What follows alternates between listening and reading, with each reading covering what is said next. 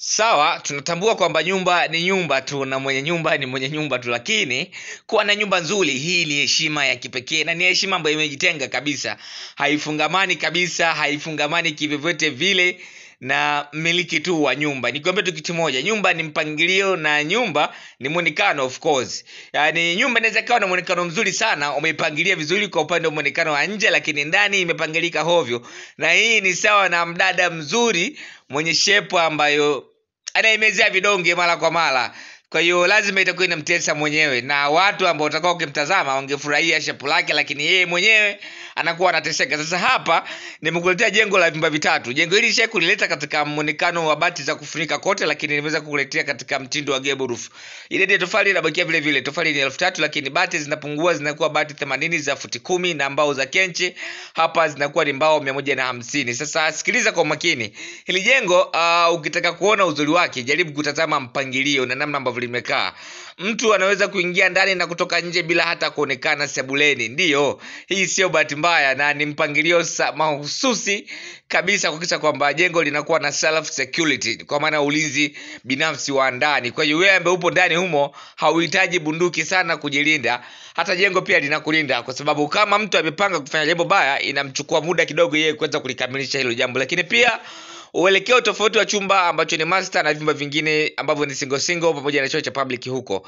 Kwa hiyo mtu ambaye atakayekuwa akiishi katika vyumba ambavyo ni single atakuwa anaishi katika uelekeo tofauti na yule ambaye atakayekuwa akiishi katika chumba ambacho ni self au master. Sasa hili nalo linatengeneza umaalum na sometimes utulivu pia katika chumba chako hicho. Lakini pia kitu kingine ni mpangilio wa store, chiko pamoja na dining. Ni superb kabisa. Kila kitu kiko katika mpangilio salama, mzuri na wenye kuvutia kabisa. Ikiwa jengo lina upana wa mita 13.6 na urefu wa mita 12.9, na ni jengo ni zuri likiwa na jumla ya vyumba vitatu vya kulala. Chumba kimoja ni master, vyumba viwili ni single. Kuna choo cha public ndio.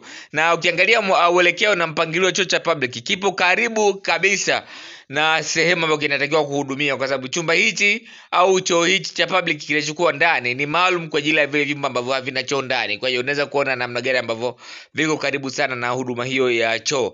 Lakini pia ukiachana na hivyo nilivyoweza kutajia, pia kuna dining, jiko, store la sebule kubwa ambayo inatoa nafasi zaidi ya kujinafasi unapokuwa sebuleni.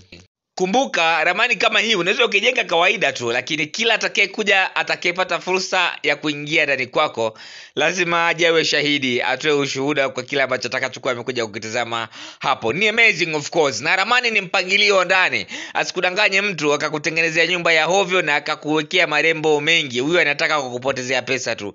Tengeneza kitu ambacho kinakuwa kina mpangilio mzuri, kikuvutie wewe kwanza, na baadaye hao watakaokuwa wanakuja wewe ziada tu, ila wewe tu uwe umelizika na kile ambacho unakuwa unakitengeneza. Wapo wengi sana wametengeneza nyumba zao lakini zinawatesa, hawaridhiki kabisa na kile ambacho wao wamekitengeneza, hali ya kuwa watu wakipita huko nje wanaitazama ile nyumba na kusema nyumba ile ni nzuri kwa muonekano wa nje. Sasa hilo wanataka kuliepuka na kuacha kwamba unatengeneza vyote kwa pamoja, muonekano wa nje mzuri lakini pia mpangilio wa ndani mzuri. Huu ni muonekano wa jengo hili hapa katika picha za muonekano wa nje wa 3D katika kila upande, linaonekana vizuri. Of course, mpangilio wa bati ni mpangilio ambao ni imara na mzuri zaidi, na ukija kuangalia angle pitch kwa maana mwinuko wa jengo nao pia umezingatiwa kuhakikisha kwamba jengo halitapoteza ubora na uimara wake. Kwa nini atushauri watu wainue sana bati? Kwa sababu unapoinua sana bati unatakiwa pia uzingatie ujenzi mzuri na bora wa kuta zako, ukizingatia kuweka nguzo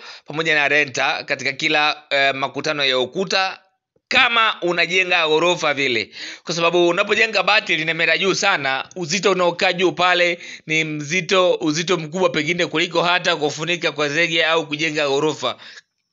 Sasa hapo unaweza kuona ni namna gani unaenda kujiweka hatarini au unaiweka familia yako hatarini pale ambapo utakapokuwa umekamilisha ujenzi wa jengo ambalo linakuwa linapala kwenda juu zaidi.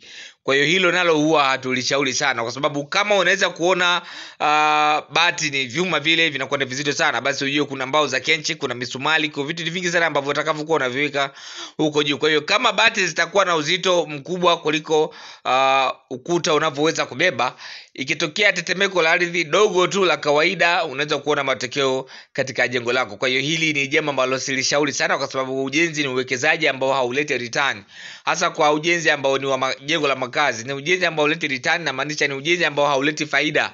Always ni wewe ambaye unawekeza pesa pale. Ukishawekeza pesa pale, pesa zitaenda na zikuletee hadhi na heshima ya makazi au heshima ya kumiliki nyumba yako. Kwa hiyo kama unatafuta heshima hiyo, basi jitahidi sana uzingatie ujenzi salama na ujenzi bora, upate kitu ambacho kilicho sahihi kulingana na mahitaji yako. Sawa, lakini kama unataka kutengeneza nyumba ya fashion, basi unaweza kutumia gharama pia kuhakikisha kwamba unakamilisha kile ambacho unachokitaka.